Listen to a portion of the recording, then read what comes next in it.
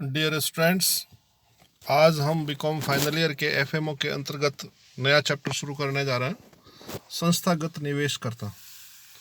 संस्थागत निवेशकर्ता के बारे में ये कहा जाता है कि ये दो प्रकार के निवेशकर्ता होते हैं। पहले तो वो निवेशकर्ता होते हैं जो स्वयं अपने पैसों से कंपनी की प्रतिभूतियां खरीद लेते हैं और उन्हीं प्रतिभूतियों को आगे मार्केट प्राइस के हिसाब से बीच में अपना कमीशन रख के बेचते हैं। और दूसरे वो निवेशकर्ता होते हैं जो खुद के पैसे नहीं लगाते बल्कि विनियोगकर्ताओं के पैसों से ही खेल खेलते हैं, खुद एक एजेंट के रूप में कार्य करते हैं। संस्थागत निवेशकर्ताओं से दूसरे शब्दों में ऐसी संस्थाएं होती है जो मार्केट में विनियोगकर्ता और कंपनी के बीच में एक कड़ी के रूप में काम करता है और बड़ी आसानी से विनियोगकर्ताओं को सारी सूचनाएं, सारी सुविधाएं उपलब्ध कराते हैं और बड़ी आसानी से कंपनियों के अंशों का बेचने का सारा कार्य करते हैं अपने कमीशन के आधार पर। परीक्षा में एफएमओ के अंतर्गत संस्थागत निवेशकर्ता का प्रश्न अधिकांश वर्ष पूछ लिया जाता है, तो इसको ढंग से प्रिपेयर करना है। हमने लिखा है कि भारत में संस्थागत निवेशकर्ता निजी व सार्वजनिक क्षेत्र में निवेशकर्ता के रूप में कार्य करते हैं। इन्हें भारत में दो भागों में बांटा गया है। पहले ऐसे निवेशकर्ता सम्मिलित किए जाते हैं जो अपने स्वयं के धन से प्रतिभूतियां क्रय करते हैं, जैसे कमर्शियल बैंक है, वित्तीय संस्थाएं हैं, ख्याति प्राप्त संस्थाएं हैं आदि है। और दूसरे भाग में ऐसी संस्थाएं सम्मिलित की जाती है जो अपने स्वयं के धन से प्रतिभूतियों का क्रय न करके ग्राहक के प्रतिभूतियां क्रय करती है, जैसे निर्गमन गृह है जिसको कटौती गृह बोलते हैं, अभिगोपन करने वाली संस्थाएं हैं, विनियोग बैंक है, ट्रस्टी है, कंपनी है इत्यादि होती है। अब ये संस्थागत विनियोगकर्ता काम क्या करते हैं? ये वो संस्थाएं होती है जो भारत में सम्मिलित हुई हो और स्टॉक एक्सचेंज की प्रतिभूतियों को बड़े पैमाने पर क्रय कर निवेश करती है। रिजर्व बैंक में निवेश के रूप में वित्तीय संस्थाओं को इसमें वर्गीकृत किया जाता है। इन निवेश संस्थाओं के अंतर्गत यूटीआई है, एलआईसी है, जीआईसी है, इनकी सहायता से कंपनियां सम्मिलित है। इस तरह की संस्थाएं हैं जो इनके माध्यम से प्रतिभूतियों का क्रय विक्रय करवाती है। सीबी ने 1995 के रेगुलेशन में ऐसी विदेशी संस्थाएं निवेशकर्ताओं को भी परिभाषित किया था। इसका आशय भारत के बाहर स्थापित और भारत में प्रतिभूतियों में निवेश का प्रस्ताव करती है ऐसी संस्थाओं में पेंशन फंड है, निवेश ट्रस्ट है, म्यूचुअल फंड है, ये सम्मिलित है। निवेशकर्ताओं में कौन कौन सी संस्थाएं हैं? सबसे पहले एलआईसी जिसको अपन लाइफ इंश्योरेंस कॉरपोरेशन बोलते हैं, जीआईसी यानी जनरल इंश्योरेंस कॉरपोरेशन, यूटीआई यानी unit trust of India, mutual fund के नाम से ही जाना जाता है। मनी मार्केट का म्यूचुअल फंड अलग से होता है जो मनी मार्केट फर्स्ट यूनिट कहलाता है। उसके अलावा जितने भी प्रकार के कॉमर्शियल बैंक्स हैं, जितने भी कॉमर्शियल बैंक हैं वो सारे के सारे, आईडीबीआई यानी industrial development bank of India, भारतीय औद्योगिक विकास बैंक, और जितने भी राज्य के वित्त निगम है जो एसएफसी है राजस्थान में जिसको आरएफसी बोला जाता है, राजस्थान फाइनेंस कॉरपोरेशन वगैरह।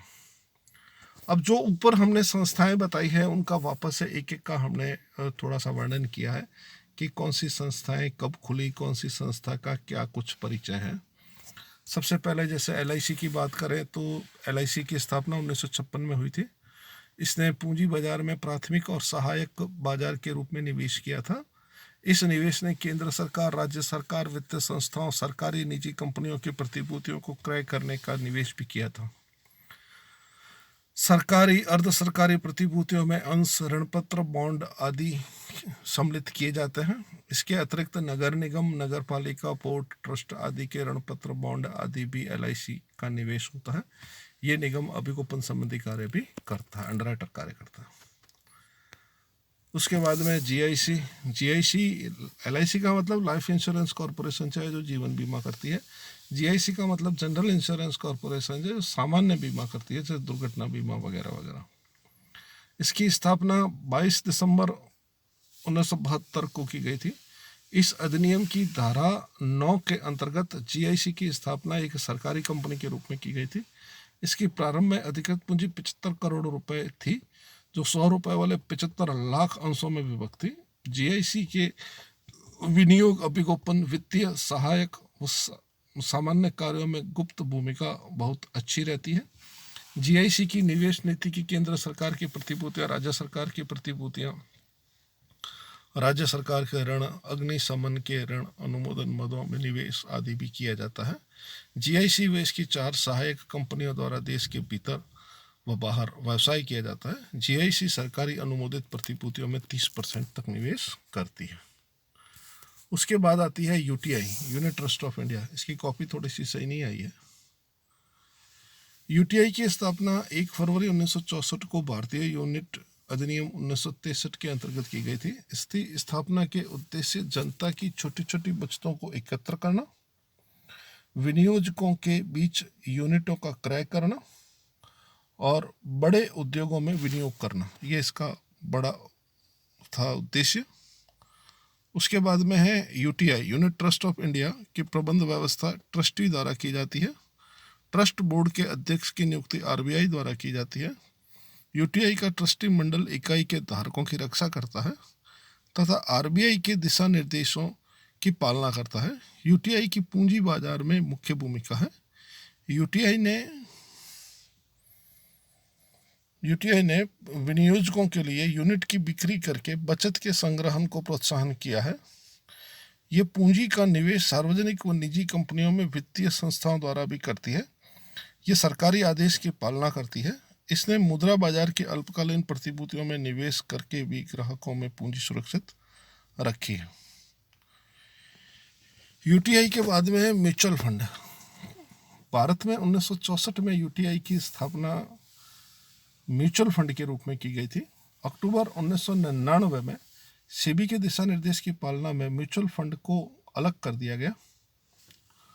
व्यापारिक बैंक में state bank of India, Canara bank, Punjab bank, bank of Baroda आदि के बैंक के म्यूचुअल फंड की विभिन्न योजनाएं प्रचलित हैं। उसके बाद है आईडीबीआई। इसकी स्थापना का उद्देश्य ऐसी वित्तीय संस्थाएं जो अपने विशाल वित्तीय साधनों से निरंतर वित्तीय आवश्यकताओं की पूर्ति करते हैं।